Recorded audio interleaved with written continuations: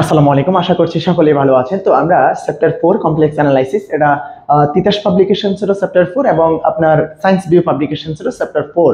তো এই চ্যাপ্টারটা শেখার জন্য আমাদের বেসিক যে কতটুকু জিনিস লাগবে আমি সম্পূর্ণটা হয়তো দেব না, যতটুকু আপনাদের পরীক্ষার জন্য প্রয়োজন অতটুকু বেসিক, বা পরীক্ষাতে যে থিওরিগুলো খুব বেশি গুরুত্বপূর্ণ ওগুলো শেখার জন্য যা যা প্রয়োজন আমি সেই জিনিসগুলো নিয়ে একটু আলাপ আলোচনা করব। আপনারা অলরেডি দেখতে পাচ্ছেন পিছনে আমি বেশ কিছু কিওয়ার্ড লিখে রেখেছি। যেমন প্রথমে আপনার হচ্ছে সিঙ্গুলারিটি। তো সিঙ্গুলারিটি কি জিনিস? সিঙ্গুলারিটি হচ্ছে যে আপনি যদি মনে করেন যে এরকম একটা ফাংশন এফ অফ জেড হচ্ছে একটা ফাংশন, যে ফাংশনটা হচ্ছে এরকম 1/z - z0, রাইট? তো এখন এই এফ অফ জেডটা 1/z - z0, আপনি এখানে যদি লিখতে মন চায় আপনি 1+z² লিখতে পারেন, লিখেন, সমস্যা নেই। তাহলে এই যে এই ফাংশনটা, এটা একটা ফাংশন। এই এফ অফ জেড ফাংশনটা জেড এর কোন মানের জন্য, এই এফ অফ জেড ফাংশনটা জেড এর কোন মানের জন্য অসংজ্ঞায়িত হচ্ছে? আপনারা নিশ্চয়ই বুঝতেছেন, জেড এর জায়গায় z0 যদি বসায় দিই তাহলে নিচে 0 চলে আসবে। তাহলে আমরা বলতে পারি z=z0 বিন্দুতে এই ফাংশনটা অসংজ্ঞায়িত হচ্ছে, রাইট? তো এই যে যেই বিন্দুতে ফাংশনটি অসংজ্ঞায়িত হচ্ছে ওই বিন্দুটাকে বলা হয় সিঙ্গুলার পয়েন্ট। আর ওই যে সিঙ্গুলার হওয়ার যে ক্রাইটেরিয়া, বা এই যে ফাংশনটা সিঙ্গুলারিটি দেখালো বা তার যে সিঙ্গুলার পয়েন্ট আছে, এই সিঙ্গুলার পয়েন্ট যে সকল ফাংশনের থাকবে তাদেরকে বলা হয় সিঙ্গুলারিটি। তাহলে সিঙ্গুলারিটি বলতে কি বোঝায়? সিঙ্গুলারিটি বলতে বোঝায় হচ্ছে যে কোনো ফাংশন বা জটিল ফাংশন, যে জটিল ফাংশন বা জটিল চলকের, কোনো জটিল ফাংশন জটিল চলকের যেই মানের জন্য অসংজ্ঞায়িত হয়, কোনো একটি জটিল ফাংশন জটিল চলকের যেই মানের জন্য, আবারও বলছি, কোনো একটি জটিল ফাংশন জটিল চলকের যেই মানের জন্য, দেখো জটিল চলক হচ্ছে এখানে জেড, তো জেড এর যেই মানের জন্য অসংজ্ঞায়িত হচ্ছে ওই মানটাকে আমরা বলবো কি? সিঙ্গুলারিটি বা সিঙ্গুলার পয়েন্ট, ঠিক আছে? আর যদি কোনো ফাংশন জটিল চলকের কোনো মানের জন্য অসংজ্ঞায়িত হয়, তবে আমরা বলবো হচ্ছে এটা কি? সিঙ্গুলারিটি। তাহলে সিঙ্গুলারিটি বলতে কি বোঝায়? যে সে হচ্ছে কোনো একটা ভ্যালুর জন্য কি হবে? অসংজ্ঞায়িত হবে, তবে এটাকে আমরা বলবো হচ্ছে সিঙ্গুলারিটি। আর যেই বিন্দুতে অসংজ্ঞায়িত হবে সেই বিন্দুটাকে বলা হবে কি? Singular point. কিন্তু সিঙ্গুলার পয়েন্ট যে জেড, এই জেড এর একটা নেইবারহুড আছে, আপনারা নিশ্চয়ই জানেন যে জেড এর নেইবারহুডটা হচ্ছে জটিল তলে এরকম একটা সার্কেল। তাহলে এই শুধুমাত্র জেড নট যে পয়েন্টটা, এই জেড নট পয়েন্ট হচ্ছে সে হচ্ছে অসংজ্ঞায়িত, তথা এই বিন্দুতে সে কি না? অ্যানালাইটিক না। তো এটার এই যে সার্কেলটা, এটার যে সার্কেল, সেই সার্কেলের মধ্যে সব জায়গায় সে অ্যানালাইটিক বা সে সেখানে এক্সিস্ট করে, কিন্তু শুধুমাত্র এই যে জেড নট পয়েন্টটাতে সে অ্যানালাইটিক না, অথবা সে এই বিন্দুতে এক্সিস্ট করে না।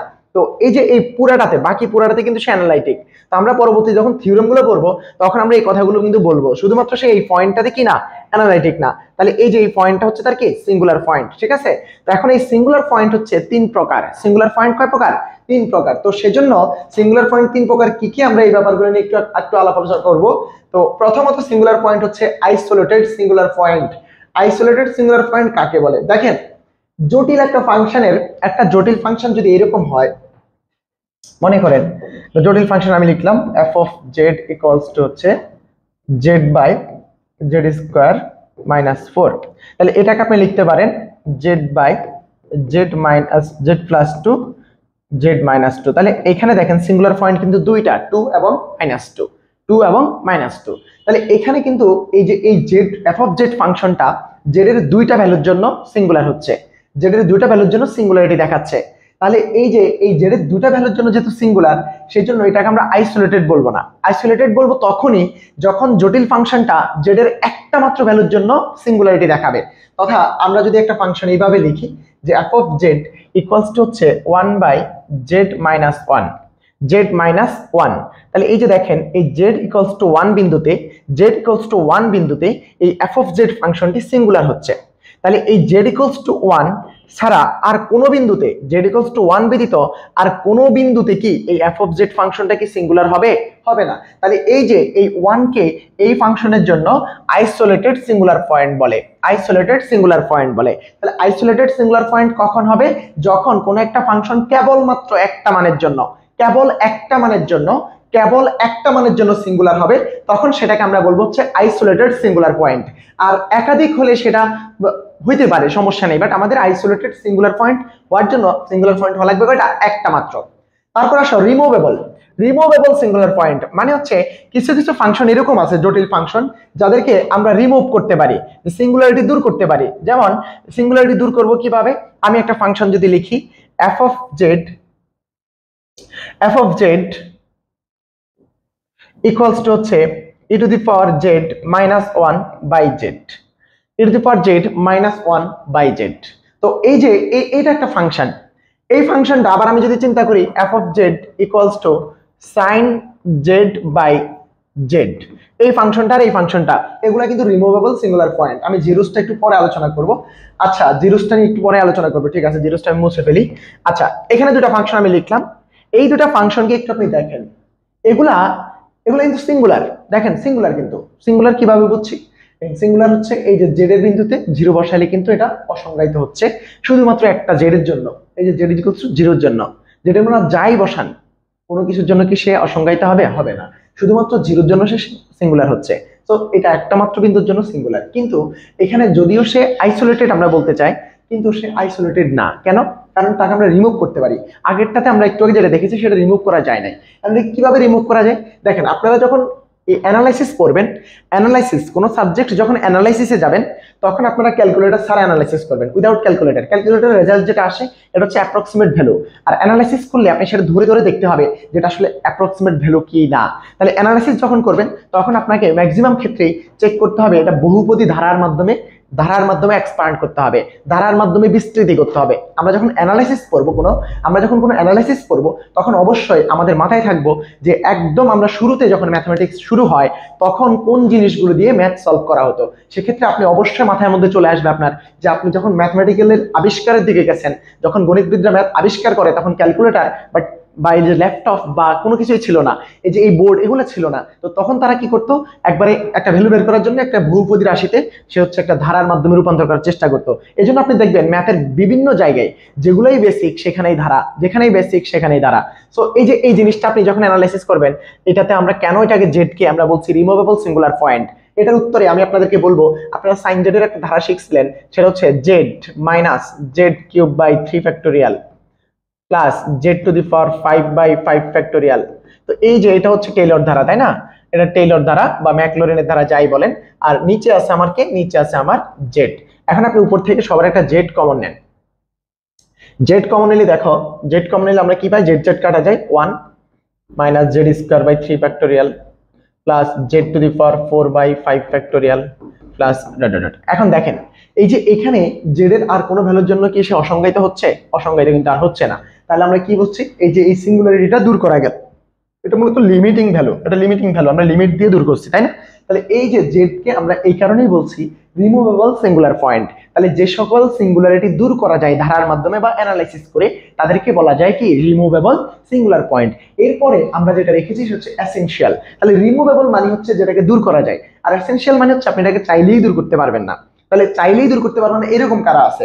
আমি এই যে এটাকে সেম ভাবে আপনি দেখবেন রিমুভ করা যায়। e to the power z এর ধারাটা বসিয়ে দিবেন, z কমন নেবেন, 1 - 1 কাটা যাবে, দেন দেখবেন এটার মধ্যে আর কোনো রকমের সিঙ্গুলারিটি থাকতেছে না। তাহলে এটা রিমুভেবল সিঙ্গুলার পয়েন্ট। আশা করছি আপনারা রিমুভেবল সিঙ্গুলার পয়েন্ট কি জিনিস সেটা বুঝছেন। এখন আপনাদেরকে আমি যেটা দেখাবো সেটা হচ্ছে এসেনশিয়াল সিঙ্গুলার পয়েন্ট। এসেনশিয়াল, তো এসেনশিয়াল সিঙ্গুলার পয়েন্ট কি? এসেনশিয়াল সিঙ্গুলার পয়েন্টের জন্য আমি আপনাদেরকে একটা জিনিস দেখাই, f of z equals to হচ্ছে 1 by e to the power z minus 1। এই যে এখানে আপনি দেখেন, এখানে আপনি এমন কোনোভাবে এটাকে আসলে কমন নিয়ে বা কোনো কিছু করে দেখবেন যে এখানে অসীম সংখ্যক টার্ম চলে আসতেছে, মানে অসীম সংখ্যক টার্ম চলে আসছে। আপনি কোনো কিছু কমন নিয়ে কিছু করে আলটিমেটলি এখান থেকে কোনোভাবে কি সিঙ্গুলারিটি দূর করার সুযোগ নেই, সিঙ্গুলারিটি এখান থেকে দূর করার কোনো সুযোগই নেই। তো দ্যাটস ওয়াই এটাকে আমরা বলবো হচ্ছে এসেনশিয়াল সিঙ্গুলার পয়েন্ট। আপনি এটা ধারা বসিয়ে দেন, দেখবেন যে অনেক পদ আসবে, অনেক পদ আসবে, ইনফিনিটি টার্ম অফ ভ্যালু আসবে যেগুলোর কারণে সিঙ্গুলারিটি আসতেছে। সো এই যে এই প্রত্যেকটা টার্ম আপনাকে সিঙ্গুলারিটি দিচ্ছে, আপনি কোনোভাবে এটা কমন নিলেন, এটা ধারা বসিয়ে দিলে দেখবেন যে এখানে আমার প্রথমত এটা ধারা বসালে কি হয়? 1/1 প্লাস, তো ওই 1 আর -1 বাদ, তাহলে আমি শুধুমাত্র z plus Z square by 2 factorial plus Z cube by 3 factorial plus dot dot dot infinity. তো এখন দেখেন এখানে আপনি কোনোভাবে সিঙ্গুলারিটি দূর করার সুযোগ আছে? আমি একটা জেড কমন নিলাম, তাহলে 1 থাকে, কিন্তু পরের টার্মগুলোতে দেখেন পরের টার্মগুলোতে জেড কিউব থেকে যাচ্ছে, আলটিমেটলি এটা তো উপরে নিলে সবগুলো কি 1 বাই আকারে থাকতেছে। সো এখানে কোনোভাবেই আমি সিঙ্গুলারিটি দূর করা সম্ভব না। দ্যাটস ওয়াই এটাকে আমরা বলবো হচ্ছে এসেনশিয়াল। এটা মাস্ট বি থাকবে। এটা হচ্ছে সিঙ্গুলার পয়েন্ট, এর নাম হচ্ছে এসেনশিয়াল সিঙ্গুলার পয়েন্ট। তাহলে আমরা সিঙ্গুলার পয়েন্ট জিনিসগুলো কি এগুলো বুঝছি। এরপর আপনাকে একটু জিরোস একটু বলি যে জটিল ফাংশন এফ অফ জেড এর জিরোস কি। তো F of Z equals two যদি জিরো হয় কোথায়, জেড নট পয়েন্টে। ধরেন এফ অফ জেড একটা ফাংশন, আমি লিখলাম হচ্ছে এটাকে যে জেড প্লাস 3 মাইনাস 2i, ঠিক আছে, জেড প্লাস 3 মাইনাস 2i। এখন আমি যদি লিখি Z equals two -3 plus 2i, তাহলে আপনি দেখেন এফ অফ জেড নট, যে এটাকে আমি দিলাম হচ্ছে ধরো জেড ওয়ান, তাহলে এফ অফ জেড ওয়ান সমান কি আসে, তাহলে জেডের জায়গায় এটা বসলে -3 প্লাস 3 বাদ 2i মাইনাস 2i বাদ 0 হয়ে যাচ্ছে। তাহলে এই জেড ওয়ানটা হচ্ছে এফ অফ জেড এর একটা জিরোস, এফ অফ জেড এর একটা জিরোস। তাহলে জিরোস কাকে বলে, জিরোস বলা হয় যে কোন একটা ফাংশন, জটিল ফাংশন অবশ্যই, কোন একটা ফাংশন, আমি কমপ্লেক্স অ্যানালাইসিসে যতবার ফাংশন উল্লেখ করব আপনারা এটাকে জটিল ফাংশন হিসেবে বিবেচনা করবেন, ঠিক আছে। তাহলে কোন একটি ফাংশন চলকের যেই ভ্যালুর জন্য জিরো দিবে, কোন একটি ফাংশন চলকের যে ভ্যালুর জন্য জিরো দিবে সেটাকে বলা হবে কি, সেটাকে বলা হবে তার জিরোস। এখন এই জিরোসটা, এই জেড এর পাওয়ার কিন্তু 1, তাহলে এটাকে বলা হয় সরল জিরোস। এখন যদি কোথাও এরকম স্কোয়ার কিউব থাকতো সেক্ষেত্রে আমরা এটাকে বলবো হচ্ছে কি, সেক্ষেত্রে আমরা এটাকে বলবো যে, সেটাকে আমরা বলবো হচ্ছে ক্রমের, এই যে ধরো এটা যদি 3 হইতো তাহলে এটাকে আমরা 3 ক্রমের জিরোস বলতাম। এখন আমি একটা ফাংশন এইভাবে আপনাদেরকে ডিফাইন করাই, যে দেখেন একটা ফাংশন হচ্ছে এরকম, একটা ফাংশন জেড,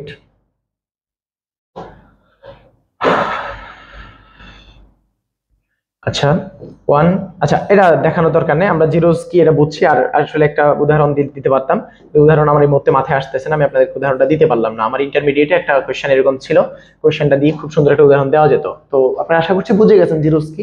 তো এখন চলে আসেন, আমরা আইসোলেটেড সিঙ্গুলার পয়েন্ট এবং রিমুভেবল সিঙ্গুলার পয়েন্ট এবং এসেনশিয়াল সিঙ্গুলার পয়েন্ট কিন্তু পেয়ে গেছি।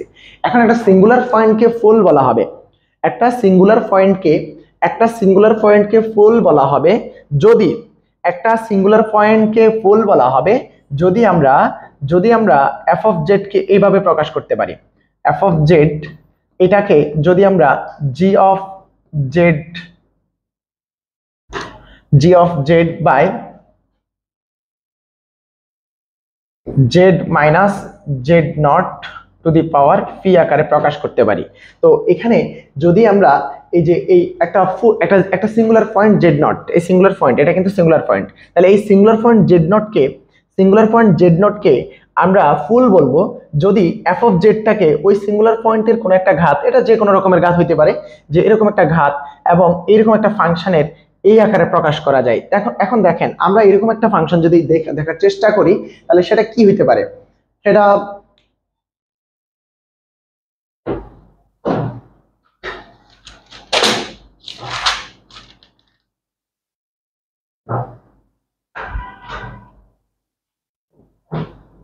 তো এখানে আরেকটা কথা যে Z of z nought is not equal 0, হ্যাঁ। তাহলে এই আকৃতিতে প্রকাশ করা গেলে, এই আকৃতিতে সবসময় প্রকাশ করা যেতে পারে, নাও যেতে পারে, না গেলে আমরা কি করব, তখন আমরা লরেন্টের বিস্তৃতিতে চলে যাব। তাহলে এইটাতে একটু খেয়াল করি যে এখন এই জেড নটকে একটা ফুল বলা হবে, জেড নটকে ফুল বা মেরু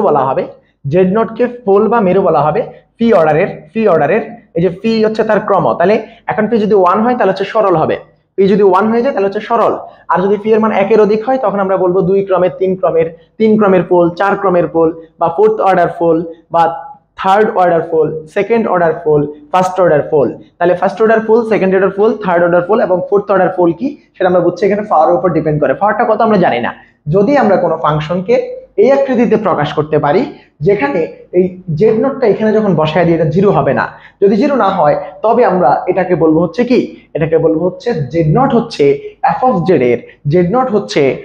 জেড এর পি অর্ডারের পোল বা মেরুবিন্দু। এখন আসেন আমরা একটা উদাহরণ যদি দেই তাহলে আপনারা একটু ক্লিয়ার হয়ে যাবেন। যেমন ধরেন আমার একটা function F of Z equals to হলো 1 by Z plus 1 plus 1 by 1 minus Z. তো এই ফাংশনটাকে আমি একটু যদি সিম্পলিফাই করি তাহলে এটা নিশ্চয়ই আপনারা জানেন, এটা হবে Z plus 1 into 1 minus Z, তারপর হচ্ছে 1 মাইনাস জেড প্লাস 1। আশা করছি আপনারা এটা বুঝতে পারছেন। এটা হচ্ছে 2 by Z plus one into one minus Z. তো এটা হচ্ছে একটা function F of Z, right? তো এখন এই এফ অফ জেড কে আমি যদি লিখি F of Z equals two আমি লিখতে পারি, দেখেন এখানে সিঙ্গুলার পয়েন্ট কিন্তু দুইটা, একটা হচ্ছে মাইনাস ওয়ান আর একটা হচ্ছে ওয়ান, একটা হচ্ছে মাইনাস ওয়ান আর একটা কিন্তু ওয়ান। তো এখন এই ওয়ান আর মাইনাস ওয়ান কে আমরা কি ফুল বলতে পারবো কিনা দেখি, আমরা আমাদের যে কথা বলছি সেই কথা অনুসারে সাজাইতে পারি কিনা। যে এখন আমরা এফ অফ জেড কে লিখতে পারি F of Z equals to হচ্ছে one by Z plus one G of Z. তো যেখানে G of Z equals to হচ্ছে 2/1 মাইনাস জেড। দেখেন আমার এখান থেকে জেড নট কত, জেড নট কত, ওই যে আমরা একটু আগে বলছি জেড মাইনাস জেড নট। তো এখানে আমি যদি এটাকে লিখি, একটু সাজায় লিখি, জেড মাইনাস জেড নট আকারে লিখি, তাহলে আপনাদের জন্য সুবিধা হবে। G of Z by Z minus minus one. এই দেখেন আমার এই যে এইটার মতো করে সাজাইছি এই জিনিসটাকে, আর ওই যে ওই যে টু, এই যে এই 2/1 মাইনাস জেডকে আমি জি অফ জেড ধরছি। তো এখন দেখেন আর এই যে এই 1/জি plus Z plus one, Z plus ওয়ানকে আমি লিখছি জেড মাইনাস মাইনাস ওয়ান, তাহলে এই যে এইটা হচ্ছে আমার জেড নট। ওই যে উপরের সাথে তুলনা করেন তাহলে এটা হচ্ছে আমার জেড নট, তাহলে জেড মাইনাস জেড নট উপর হচ্ছে জি জেড।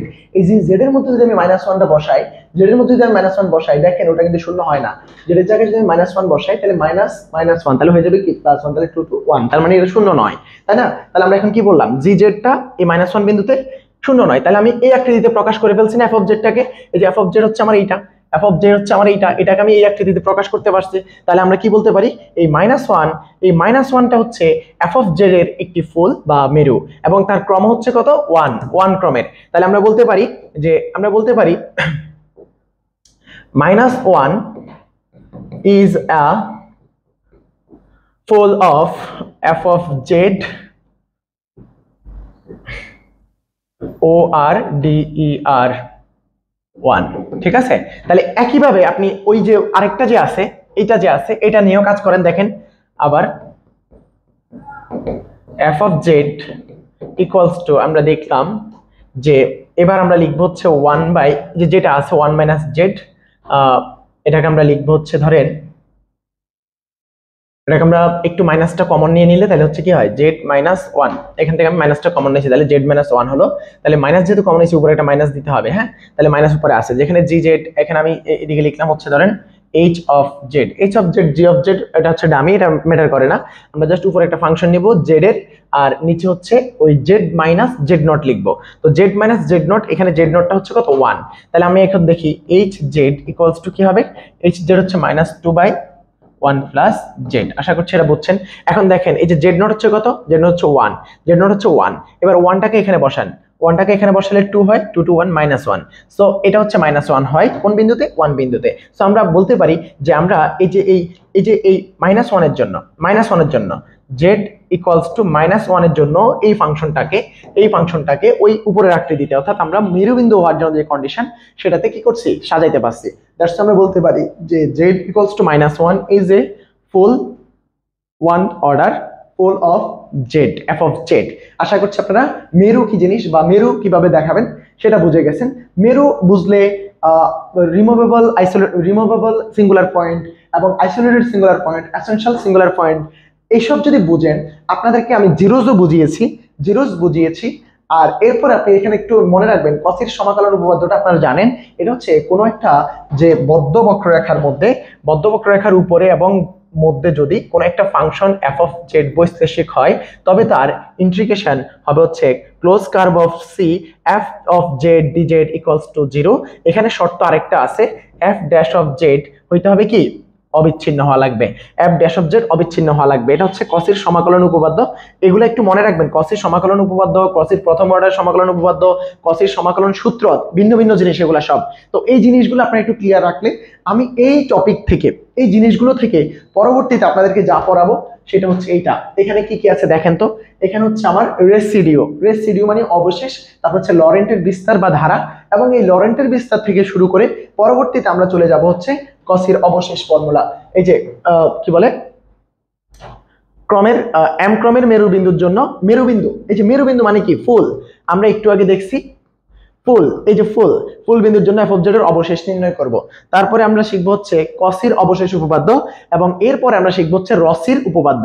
তো এই জিনিসগুলো সব যদি শিখতে চান তাহলে আপনাকে আগে আমি যা পড়িয়েছি এতক্ষণ প্রত্যেকটা জিনিস আপনার একটু মাথার মধ্যে নিয়ে আসতে হবে।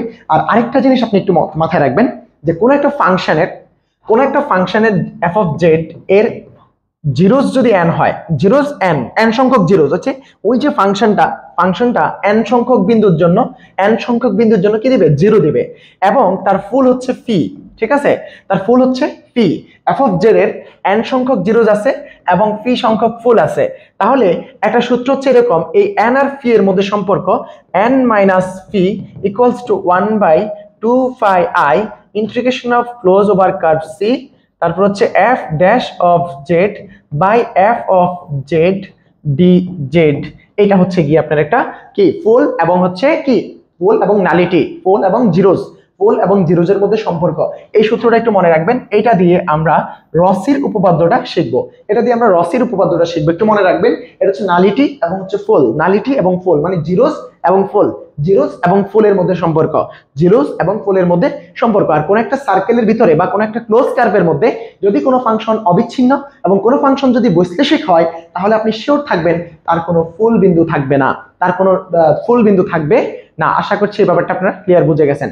সো এবার আমরা এই সব জিনিস জেনে শুনে পরবর্তীতে আমরা যেটা পড়বো সেগুলো আপনাদেরকে অলরেডি দেখিয়ে ফেলছি। তো এইটুকু ব্যাপার ভালো করে শিখে রাখুন এবং ভালো করে নোট করে ফেলুন। এটা শিখতে শিখতে আমি আপনাদেরকে পরের ক্লাসটা দিয়ে দিচ্ছি, দেখতে থাকুন।